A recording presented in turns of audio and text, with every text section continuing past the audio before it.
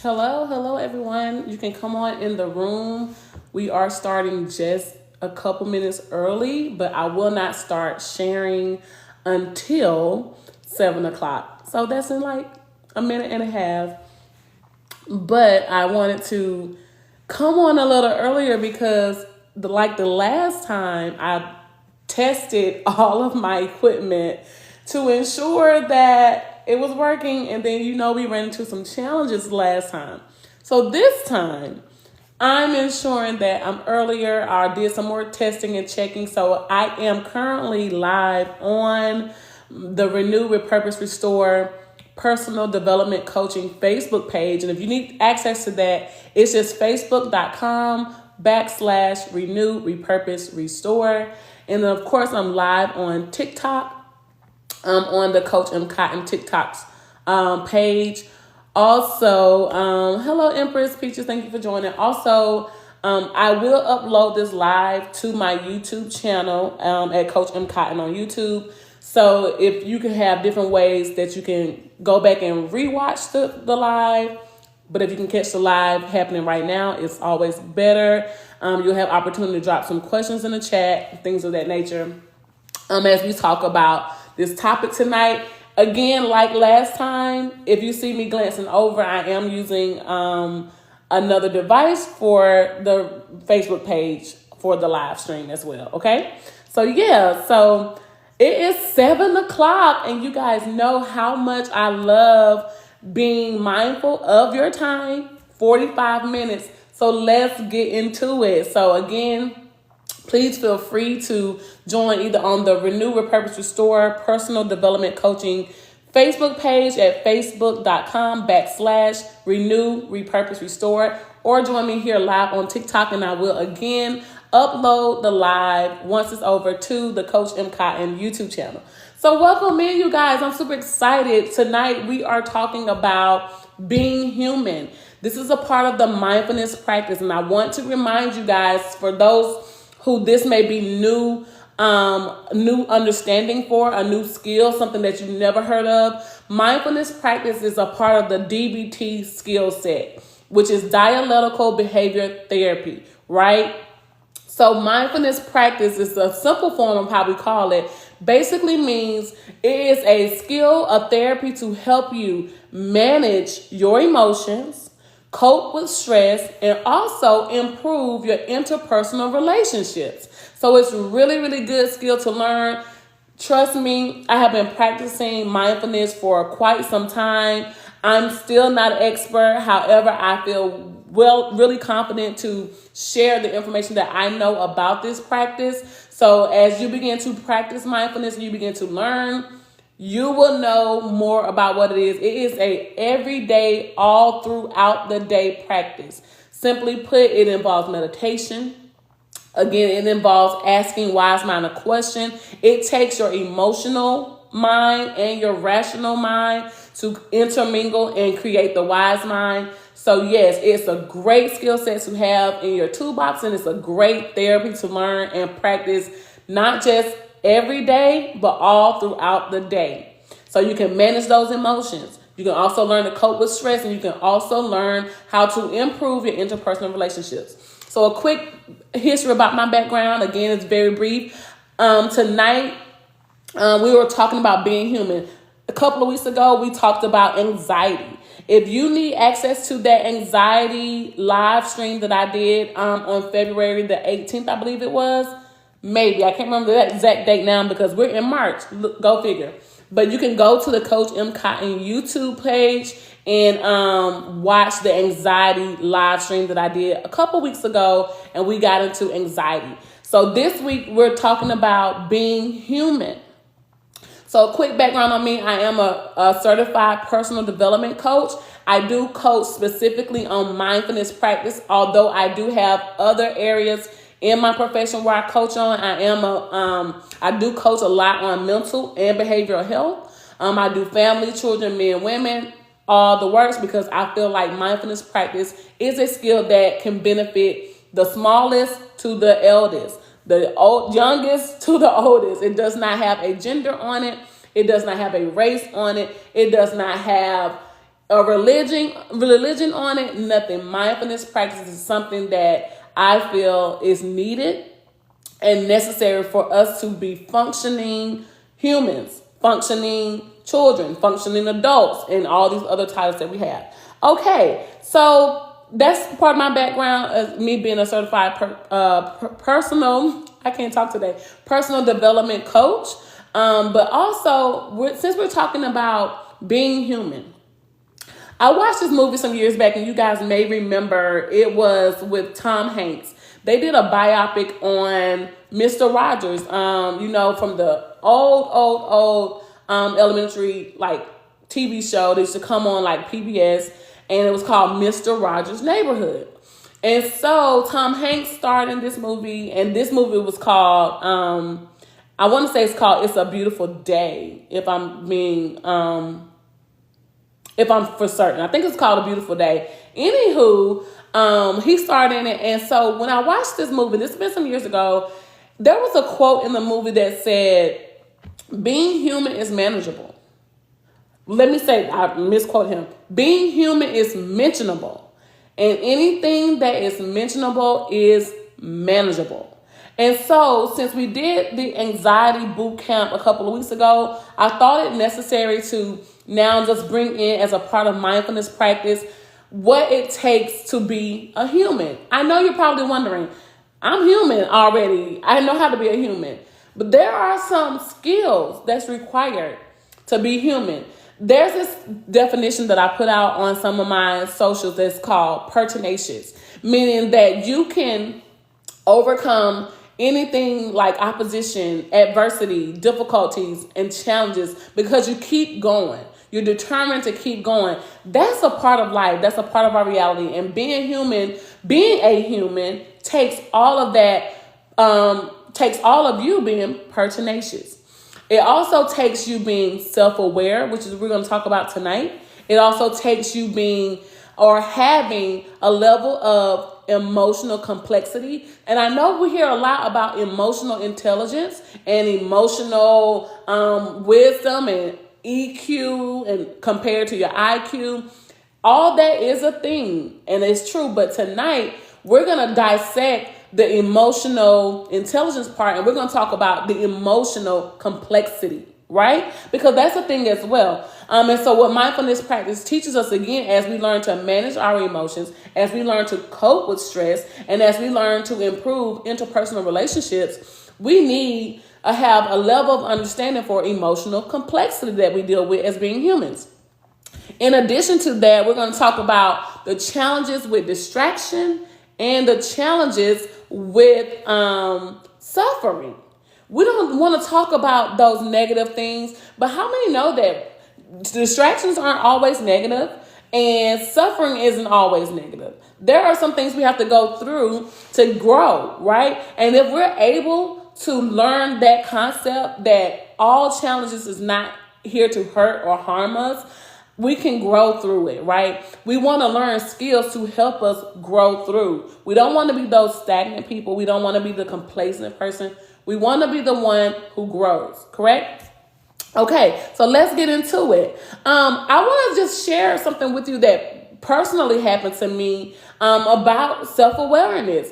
Just like I gave a brief testimony on anxiety. If many of you know who know me, I struggled with anxiety. It was a major challenge for me. And that was back when. But as I began to learn mindfulness practice, I was able to overcome the challenges with or of anxiety. I learned that anxiety is not a disease, right? And all of that those skills are in that, is in that live that I did a couple of weeks ago that you can again access that on the Coach M. Cotton YouTube channel. You can also find it on the facebook.com/renew, repurpose, restore business page for my coaching practice, right? So if you're the one who may be challenged with anxiety, I encourage you to go and watch that live just to get a few tips of how to manage.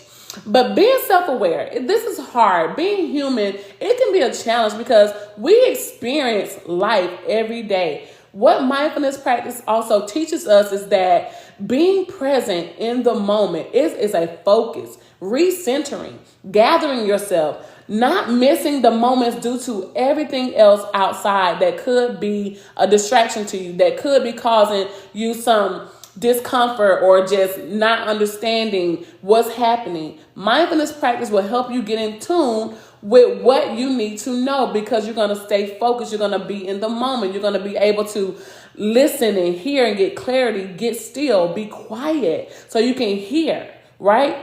So it's always so good to just understand and know what mindfulness practice is. I am a Christian believer and I do not judge any other faith, but for my faith, I lean into the wise mind being my heavenly Father. What that means is like when I'm being still and being quiet, there's a scripture that I love to lean on. It says, "Be still and know that I am God."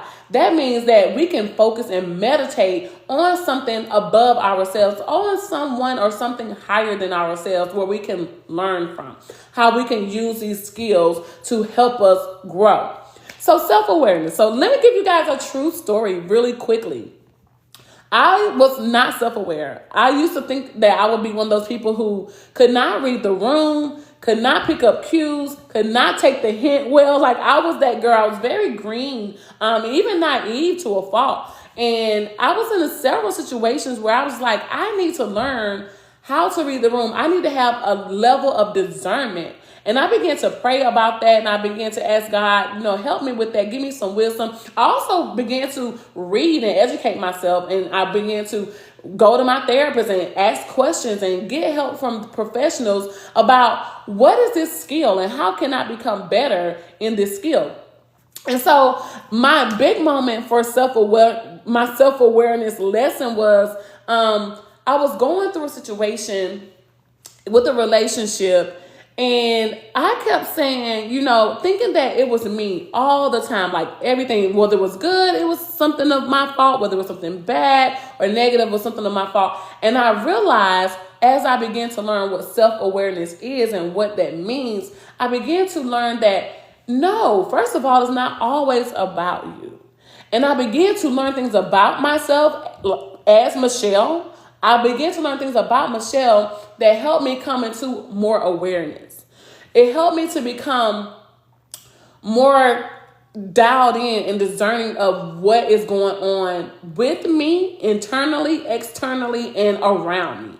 And so once I got that lesson and I learned, and it took several times, I didn't learn self-awareness just off the rip. It wasn't something natural to me. I had to acquire the skill to learn self-awareness. And so I say that not to knock anyone or judge anyone. I say that because it was my challenge and it may be someone else's challenge as well. So we're going to talk about today again, being human. And what does that take? What does that look like for everyone? Of course, we're human. We got oxygen running through our body, blood running through our veins. So of course we're alive, you're surviving, you're existing, you're living, you're human, right? But what does it take to be human?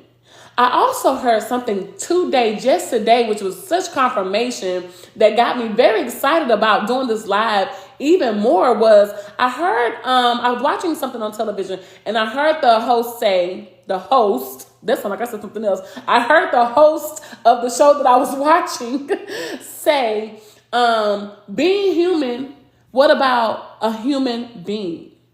And I was like, ding, ding, ding, ding, ding. Like that just went off in my head. It resonated with me because we can be human. We're also human beings. And yes, those are two different things. I don't know, you're like, what are you saying? This is a bit much. But if you just stick with me, we're going to go over just a few key points that brings us into reality and keeps us to not only just being a human, but being human as well. Or being a human being. I say it like that in reverse order. So, self-awareness, right? Self-awareness is our capacity for self-reflection, especially as it relates to mindfulness practice. So as you begin to learn this skill of mindfulness practice, again, managing your emotions, coping with stress, improving your interpersonal relationships, you will begin to learn how recentering, keeping your peace, focusing, being present in the moment will be helpful to your everyday life. Like this is a skill that's going to help you daily, right? So Our capacity for self-reflection is very important as it relates to mindfulness practice, especially when you're talking about being self-aware. How do you do that, Coach Cotton? How do I self-reflect? What is the capacity for that? What does that look like for me? That can look like for you sitting down, getting quiet, right? Being in an environment or creating an environment where you can ask yourself the real questions. Like, think of it like this. Looking in the mirror, right? Looking in the mirror and all the flaws, all the imperfections, all the good, all the negative, all the not so good parts of you. What do I need to do to improve? How can I become better, right? So you're just having a conversation with you. It takes a level of quietness, a level of silence to be able to sit with you, correct? And so this self-reflection is you asking yourself the hard question, the question that you really don't want the answer to because you probably already know the answer to a certain degree, but you don't want to hear it. You don't want to accept it. You don't want to become into agreement or alignment with it. But this is how you begin to recover. This is how you begin to heal. This is also how you personally develop and grow. So when you're doing that self-reflection, it helps you to get to self-awareness. It helps you to get to the place where you can now have discernment. You can now read the room. You can now pick up on cues and hints and body language and facial expression. All these things, because now you're more self-aware.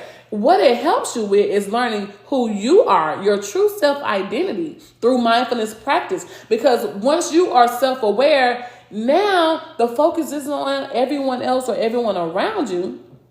It's on you, and how can you come into a space and improve the space? How can you walk into the space and be comfortable and confident, even in the midst of chaos or even in the midst of disruption, even in the midst of discomfort? When you're self-aware, you know how to manage and control not just yourself, but situations. Also, self-awareness comes into play the ability to observe our own thoughts, emotions, and our own behaviors. Wow. When I learned that about self-awareness, it was a big one to me. Learning how to sit with my thoughts. I read a study recently. I'm taking, of course, you guys, many of you may know that I'm back in school. I'm getting my psychology degree because it's just added on to the level of my credentials. And it's something that I'm very passionate about in serving in that way with people, doing the human work, working with people in the services aspect of social work. I love it. And so I'm back in school, and I think I read this article in one of my courses, and it was saying that they did a case study at this university where they randomly selected some people, right, to take or participate in this case study. During this case study, they said for 5 minutes, if you can sit in a quiet room, no cell phone, no TV, no radio, no other person, just you, and in the room is a button that if you press this button, it will send like an electric charge through your body, or like an electric shock through your body, right? So that's already deep.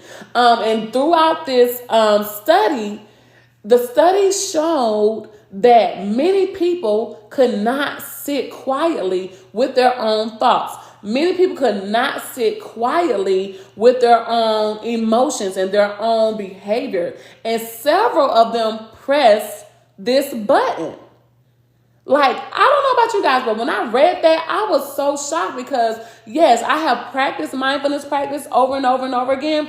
However, I did not know that it went beyond this, and these case studies are going on where people, being human beings, cannot sit in there with their own thoughts or with their own emotions or be able to hold the capacity of their behavior. They would much rather, for 5 minutes, shock themselves to take them out of this reality of being with you. Mindfulness practice teaches you how to sit with your thoughts, how to sit quietly, how to be in silence, how to really adapt to creating peace in any type of environment where it's chaos, pandemonium, disruption, discomfort. You can create peace when you recenter, when you refocus, when you get quiet. Be still and know that I am God. That's why I love that scripture, because it requires you to be still, get quiet. So learning self-awareness and learning that skill set, it takes, again, capacity for self-reflection. Also, it takes the ability to observe your own thoughts, your own emotions, and your own behaviors. Y'all with me? So let's keep going. Also, I read this, and it ties in really well with mindfulness practice, and I just love this. So I'm just going to repeat what I read. And it says, mindfulness strengthens a natural human capacity, which is awareness of awareness. Y'all, I was mind blown when I read that, because that's exactly what mindfulness does. Because when you have the opportunity to be able to sit quiet, to recenter, to refocus, when you have the opportunity to self-reflect, when you have the opportunity to observe and sit with your own thoughts and feel all the feels and be able to recognize your behavior and identify your triggers and what's upsetting me or what's got me feeling uncomfortable or what's frustrating me. When you're able to sit with you in those moments, this is when self-awareness comes about, right? This is a part of learning the art of self-awareness. So that way you can walk into any space and be okay. Hi, Grace and Forgiveness. Thank you so much for the love. Thank you all for just joining tonight and just participating. Another thing, again, I have already said this quote from Mr. Rogers. Is a beautiful day in the neighborhood from that movie. Being human is mentionable. Anything that is mentionable is manageable, meaning that we are human. That means we're mentioned. We're mentioned in all areas. We make up a big part of this food chain, this population, this group of people. We're humans. We're at the top. We're the top dog, right? We're the predator, right? And so with us knowing that being human is so mentionable, which means it's also manageable. You can manage yourself. There is such a thing as self-control, self-management over your emotions, over your stress level, over your behaviors, over your mental capacity, over your physical level of capacity, over your spiritual level of capacity, your financial aspects. All these things create you being human. You can do it. Let's move on to the next thing. It's 7:21. You guys know how I feel about the time. I will make sure that you are dismissed by 7:45. I truly appreciate you being here with me tonight and enjoying this quick lesson on being human. So let's go to point number 2. Point number 2 talks about emotional complexity. Again, we hear emotional intelligence a lot. We hear about EQ versus IQ, all these things, which that's right. That's a real thing. Emotional intelligence is something that involves wisdom. It's something that, you can gain the skills to be emotionally intelligent, being open, being able to give, able to receive, being able to listen. All those things are part of emotional intelligence, growing up, maturing in your emotions, right? Managing your emotions, which is also a part of mindfulness. But I want to deal with the emotional complexity. We rarely hear how complex our emotions can really be. This is okay. We are complex human beings. So yes, it takes for us to reach a level of mindfulness where we can have self-control and self-management. We have to learn how to bring in our emotions. We have to learn how to bring in our logic and our rational mind to create and integrate that with our wise mind. And that wise mind is sitting still, asking, and for me personally, I'm a Christian believer, asking God to speak. And I'm quiet. I'm not talking during this exchange. I'm in a place where I can listen. I'm in a place where I can hear, right? Because I'm seeking something, correct? We're asking questions. We want information. We want support. Mindfulness and being present in that moment helps us to do that. So let's talk about emotional complexity. Let's get into it, guys. So what is that exactly? It's like anything that's complex. It can have a complex situation on your job, a complex situation in relationships, friendships, romantic relationships, whatever have you. And this is what the complex part is. Accepting your emotions without judgment. Right. And I know you may say, well, isn't that intelligence? No, that's not emotional intelligence. That's emotional complexity. Let me tell you why. Because when we're being intelligent, emotionally intelligent, and we're using that maturity, that intellect, what we are doing is now we're discounting how we're feeling. The complexity part of your emotions, we don't want to discount the feeling. We don't want to push it away and dismiss it and sweep it under the rug. No, that's been going on for too long. That's why a lot of us are in situations that we're in now, because we just want to get rid of it. We want to forget about it. We don't ever want to talk about it or think about it, instead of confronting it and dealing with the complex part of how we really feel. Once we can accept our emotions without judging ourselves, guess what happens? Grace steps in, mercy steps in, forgiveness steps in. All of those are part of that complex emotions that we have from being human, or us being human beings, right? Two parts there. We are human, we can be humans, and we're human beings. So we have complexity with our emotions. We have to learn how to start managing our emotions without judgment. It happened and it's okay. I can move past it. It's temporary. This will not last forever. I can forgive. I can give myself grace. I can show myself mercy. I can apologize to myself. I can make a different decision, and it's okay. It is okay to make a different decision. Change your mind, especially if it's going to improve your life, where you can become better, right? Let's talk about how emotional complexity will regulate intense reactions. Oh my goodness, people. This is a big one, because the complex side of your emotions, what do? And I can just speak for myself. I have been in situations where I did not respond. I reacted. Whether it caught me off guard, I was surprised, I was shocked, I was angry, whatever, and I did not do any mindfulness practice. I probably didn't even know it back then, but I reacted to the situation, right? And as I reacted to the situation, I realized that I was emotionally dysregulated. And I want to help and encourage you to regulate your emotions. So to hinder you from having those intense reactions, because it does not help the emotional complexity. It's just a part of it. We want to still be mature and manage the emotions. We're not getting rid of it. We are confronting it. However, we don't want to react to it. We don't want the emotion to lead us. Again, just like self-awareness, we want to lead the emotion. So the emotion is behind me. It's not in front of me, because I have full control over what is happening and what is taking place. And this can go for any situation. Again, will you get it right all the time? Absolutely not. I have been practicing mindfulness for years, and I still can fall short sometimes.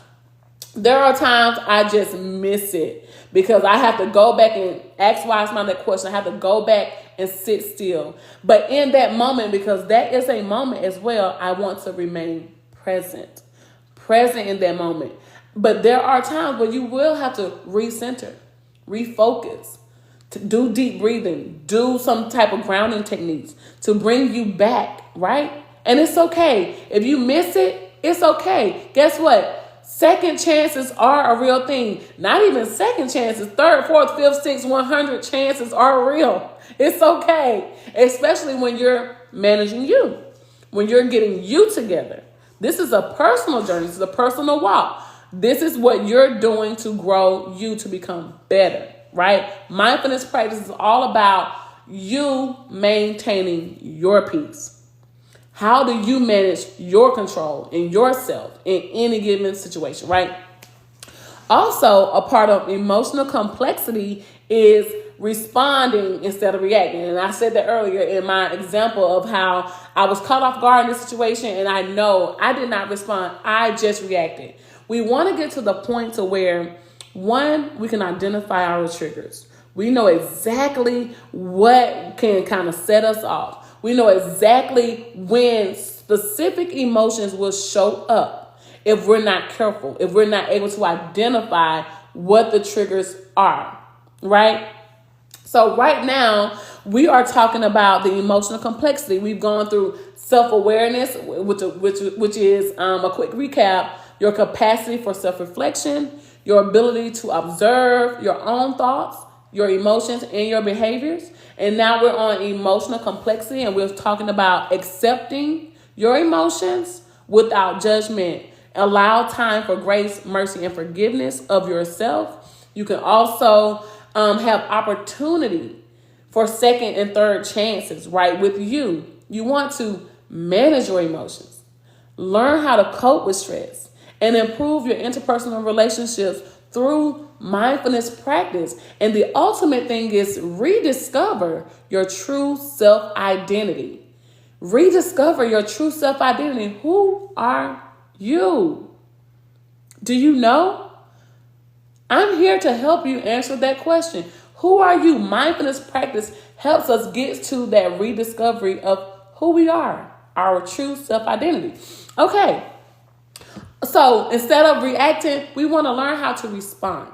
And responding could be something simple because you have identified your triggers. You know what could make you kind of go left or go right. And once you identify all those things, now you can respond. And let me say this for the record. I teach on this a lot. I coach on this often. Everything doesn't need a response. I will say that once more. Everything doesn't need a response. It is a-okay if you do not respond to every situation, or if you take some time to process, because that's a mindfulness practice skill. Take time to process your response before you deliver it, okay? So being human means experiencing a vast range of emotions. This could look like joy, fear, anger, love, grief, uncertainty, all of these feelings. But you want to experience these feelings, right? We don't want to throw them up, push them under the rug, sweep them under the rug, or whatever that saying is. We don't want to discount them. We want to feel the feels. We want to feel them in a healthy way. We want to manage them. So we want to use the complex part of our emotions to improve, to manage, to have self-control, self-awareness, right? Mindfulness teaches us how to manage difficult feelings and emotions in a much healthier way. Not to eliminate them. Again, we don't want to get rid of them. We need them. They're part of being human. So you don't want to take away the feeling part, the heart part. We just want to learn how to manage it. We want to learn how to incorporate it, not eliminate it, right? So let's move on. Our last point for today, again, looking at my time, it's 7:31. Our last point for today is your challenges with distractions and suffering. Now, this could be really daunting for a lot of people. This could be the challenge. I know that I used to call myself, you guys, a squirrel, because I could be talking, think about something, and then whoop, I'm over there. Oh, what's over there? Whoop, I'm over here. What's over there? And I had to learn how to get control of that. In some spaces, it's acceptable. And especially, artistic people, very creative people, it can happen so naturally when you are just distracted very easily. It happens. Or when you're at work and you're multitasking and you just simply, because you're human, you can just forget things. Or if you didn't write it down, it may slip your mind. And then later on, you're like, oh my goodness, I was supposed to do X, Y, Z. And distractions come, and then suffering also comes as well. And I want to just briefly talk about that because I feel like it's very important. The more we talk about and learn the skill of mindfulness practice and DBT, it's because when you're managing your emotions, when you're learning to cope with stress, and when you're improving your interpersonal relationship, you have to be honest with you. Again, it's so important to be honest with you. Be transparent with yourself without any judgment. And that means being able to manage when distractions come, being able to manage when suffering enters the space. Being human, there is a level of suffering, a level of distraction, and it does not always feel good. Every distraction is not positive and every distraction is not negative. But suffering is suffering, and it can look different for so many of us, right? I may not go through the way that you go through. What you may call suffering may not be what I call suffering. But to the individual, it is what it is. It's a distraction or it's suffering. And I want to help us overcome these challenges, to give out some basic thought patterns that could be thought-provoking to help you begin to manage these emotions and to manage these distractions. And how do you cope with suffering, right? Let's take a look at it. So, centering and focusing your attention. Number one key for distractions when they come. How do you recenter? I will say it again and again and again. You want to be present in the moment. You also want to get quiet. Be still. Do some deep breathing. Breath work is so important as it relates to mindfulness practice. And just gathering yourself, recentering, refocusing, asking wise mind a question, being in tune, being in a posture to listen. Just quietness, stillness, that silence where you don't have your phone and you don't have your laptop and your children and your family and your friends not talking to you. And just a place where you can be at peace and begin to self-reflect. You can be at peace to begin to observe your own thoughts and your emotions and your behaviors, where you can begin to accept your emotions without judgment, right? You can start identifying some of your triggers and things that have you in a place of dysregulation so you can regulate your emotions, right? So you want to be present in the moment. Every transition is a moment. Every part of the day could be a moment. Do you want to miss those moments, or do you want to be present in the moment? How many conversations have you really missed because you wasn't present, right? I can raise my hand first. I have missed 1 billion, I'm sure. There have been times when I didn't know this practice that people could have been talking to me about something very important to them. And I can guarantee you I was not paying attention.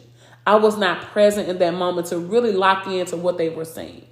And I will be honest and transparent with you. There has been some times where it was like a serious conversation, but I was so engrossed and invested in everything that I had going on that I did not take the time to just be quiet, to put on my active listening skills and my active hearing to really lock into what someone's saying.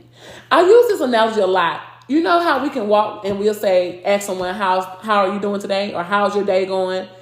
And if you're being honest with yourself, how many people give you a true answer? Not many. I know, because most of us think that, one, people really don't want to know how I'm doing today, especially if I'm not doing very well today. Do people really want to know that I'm not having a great day today? And this could be throwing off my posture, my mood, my personality, my normal activity, or how you think I should perform and function. Do you really want to know? And I started to challenge myself. When I asked that question with all intent to listen. I really want to know now. If I'm asking that question, there's intentionality behind it.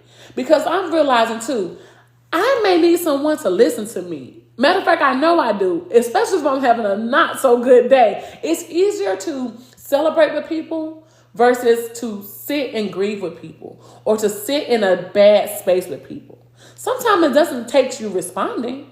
It takes you just being present in that moment with them. right? So distraction, centering and refocusing your attention to be present in the moment. I just love that. Also, reducing rumination. Oh my goodness. Rumination is a big one. How many times have you replayed something over and over and over again in your mind, whether you're driving in the car and there was a disagreement and you don't had a whole conversation with you about what happened and all these things are going on and you are just replaying this over and over. This tape is going over and over again in your mind and you are just now ruminating over the situation. You're replaying this thing over and again. Whether you're answering yourself, you're not answering yourself, you came to a conclusion, you might be over it, you want to go have a reconciliation conversation with someone, however it turns out, we have to learn. And I want to encourage all of us to begin to learn how to reduce that rumination. How do you do that again, Coach Cotton? By being present in the moment, having self-reflection, being in your own thoughts and observing your own emotions and behaviors and just locking into knowing what your triggers are, how you can identify them, right? So you don't have to replay that. You can center yourself, get quiet, do some grounding techniques, deep breathing, asking yourself, what is really going on with me? Maintaining your peace. Maintaining your peace.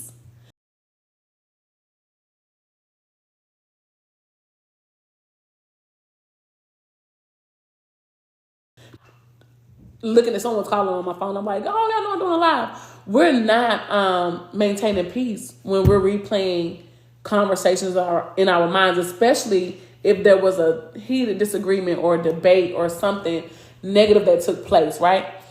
Another thing is, and this is one of my favorite ones when it talks about challenges with distractions and suffering, is allowing grace for our flaws and mistakes. Again, it is okay.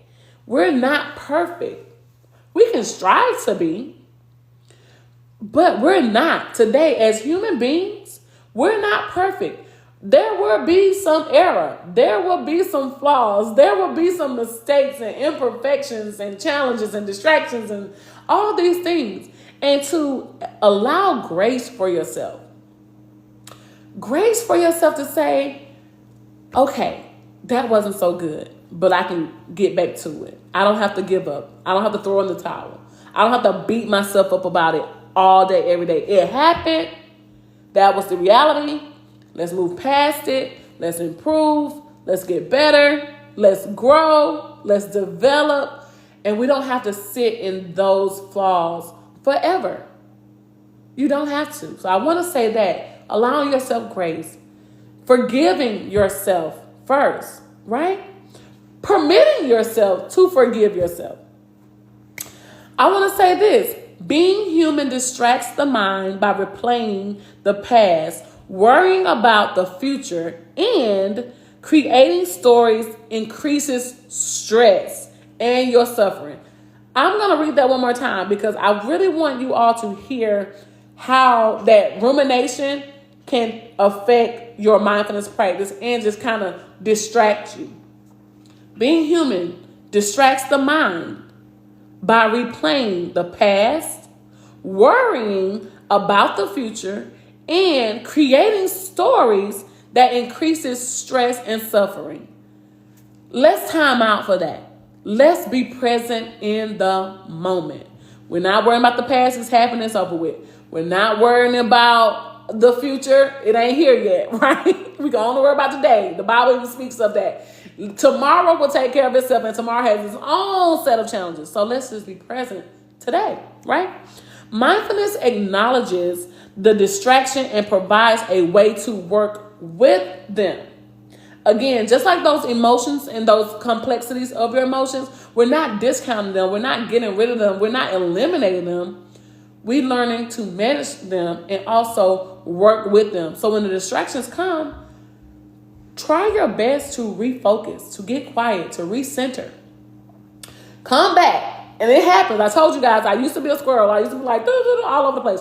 But I have learned through mindfulness practice to come back to reality. Come back into this moment. Because I realized something. I don't want to miss moments.